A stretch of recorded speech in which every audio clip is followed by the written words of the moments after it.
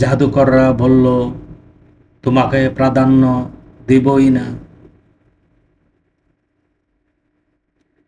আমাদের কাছে যে নিদর্শন এসেছে এবং ওই সত্তার উপর যিনি আমাদের স্রষ্টা,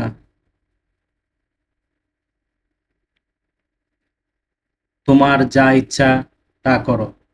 তুমি তো পার্থিব জীবনের কিছু করতে পারো।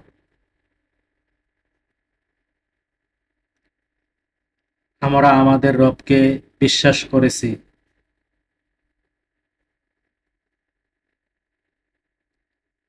যেন তিনি আমাদের পাপ ও তোমার দ্বারা বাধ্য জাদু ক্ষমা করেন।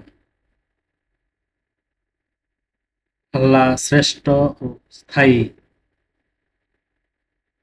আয়াত ৭২-৭৩, সূরা তোয়াহা, আল কোরআন।